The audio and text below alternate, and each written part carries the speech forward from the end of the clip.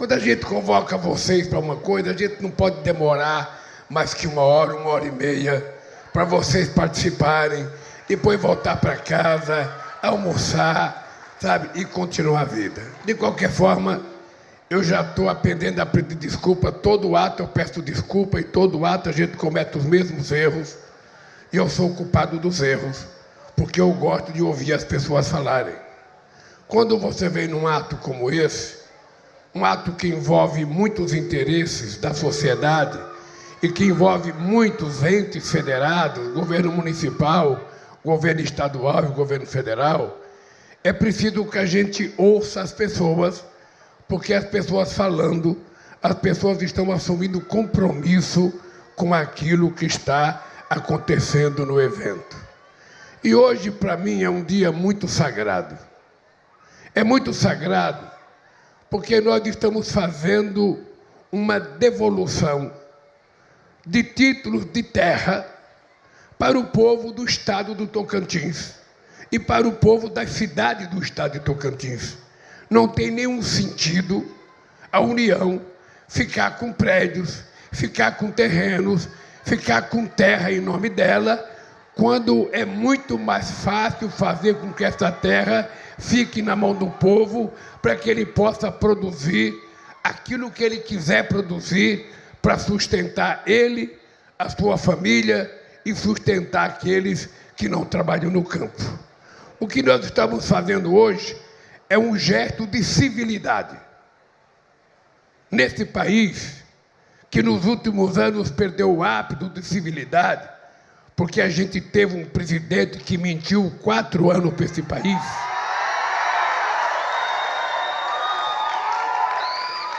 E eu, em todo lugar que eu vou, eu desafio alguém, mesmo aqueles que votaram nele, a mostrar uma única casa feita por ele no Tocantins, uma única estrada feita por ele no Tocantins, ou uma única escola feita no Tocantins. Aliás, eu quase sou obrigado a perguntar se tem alguma creche feita por ele. Porque ele não fazia nada a não ser mentir, a não ser fazer provocação. Pois bem, quando nós chegamos na presidência da República, esse país estava desmontado, governador. Eu encontrei mais de 3.000 creches que tinham sido começadas no governo da Dilma e que estavam paralisadas. Eu encontrei 87.000 casas do Minha Casa Minha Vida que começaram a ser construídas em 2013 e 2014 e estavam paralisadas. E eu fico pensando, um cara que é eleito encontra uma casa sendo construída para o povo pobre e ele não tem coragem de acabar aquela casa, eu fico me perguntando, para que presta esse presidente? Para que presta? Bem, nós passamos 2 anos arrumando a casa. Quando eu falo arrumando a casa, vocês sabem o que é a gente mudar para uma casa alugada. Quando a gente chega, a gente tem que lavar, a gente tem que pintar, tem que ver telha quebrada, tem que ver esgoto quebrado, tem que ver se está funcionando. É assim que a gente faz. E nós, então, passamos 2 anos, governador, 2 anos, fazendo reparo na desgraceira que foi feito. Inclusive, governador, na economia, para tentar ganhar as eleições, foram um gasto equivalente a 300 bilhões de reais nesse país para ver se ganhava as eleições.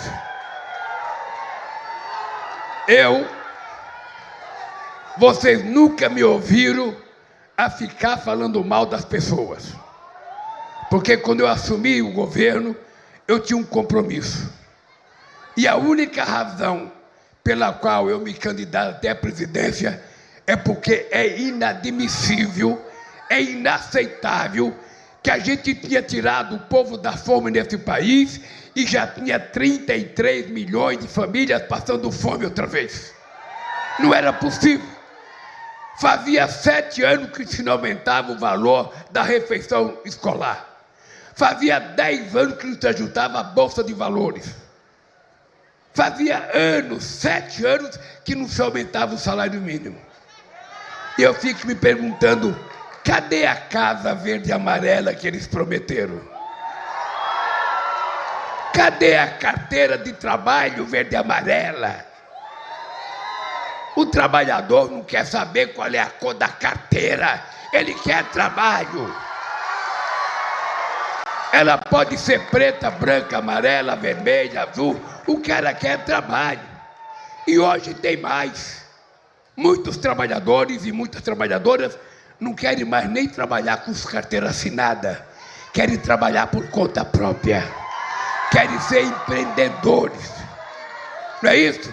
Querem ser empreendedores, porque o cara quer ter mais liberdade, o cara quer ser dono do seu nariz, o cara não quer entrar numa fábrica às 7 horas da manhã, sair às 5 horas da tarde, chegar em casa às 7 horas da noite. Não. O cara quer ter tempo de fazer as coisas do jeito dele. E o que o governo tem que fazer? Apoiar. Quem quer trabalhar com carteira assinada, vai ter carteira assinada. Quem quer trabalhar por conta própria, vai ter crédito do governo para poder fazer o seu negócio.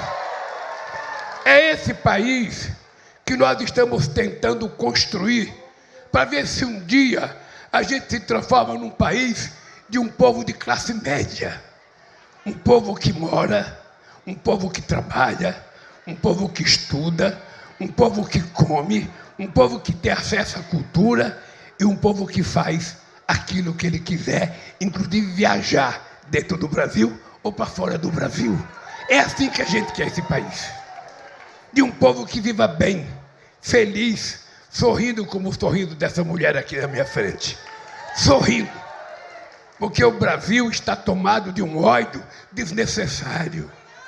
Desnecessário. Eu amanhã, governador, amanhã, essa segunda-feira, nós vamos anunciar o Plano Safra. O terceiro Plano Safra. E eu vou lhe dizer uma coisa. É o terceiro maior Plano Safra da história. O primeiro em 2023, o segundo em 2024, esse agora. 3 anos seguidos. A gente está anunciando os maiores planos safra da história para o agronegócio e para a agricultura familiar. E eu não vou perguntar para quem que o fazendeiro votou. Não me interessa. Eu não quero saber se ele é um fazendeiro que faz pix para ajudar o Bolsonaro na vagabundagem dele. Eu não quero saber. O que eu quero saber é que se ele está produzindo para esse país e o país está ganhando com isso, ele vai ter o que merece. Ele vai ter crédito. E vai ter crédito porque nós devemos muito à agricultura brasileira.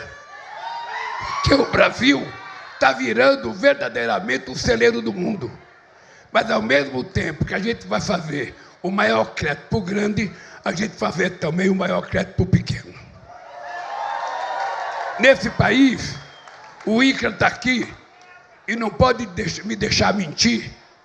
E mesmo que eu fizer uma coisa que não é verdade, tem que acreditar. É o seguinte, o Brasil tem mais ou menos uns 5 milhões de pequenas propriedades, de propriedades rurais. Dessas propriedades, tem mais de 4 milhões e meio de propriedades até 100 hectares. 85% das propriedades são até 100 hectares. Portanto, são pequenos e médios produtores. E são essa gente que coloca comida na nossa boca. São essa gente que produz comida de verdade para alimentar a gente, para fazer merenda escolar e para sustentar, inclusive, os grandes fazendeiros. Porque o cara que tem uma grande fazenda de soja, ele não cria uma galinha caipira porque não é rentável, mas ele vai comprar do pequeno produtor. O cidadão que tem 10 mil hectares de soja ou de milho, ele não vai criar um porquinho para ele comer. Ele vai comprar do vizinho dele, que é um pequeno produtor. E é por isso que a gente precisa ajudar o pequeno produtor a ter uma produção cada vez melhor. É por isso que nós criamos o programa Mais Alimento. É por isso que a gente vai continuar fazendo reforma agrária nesse país.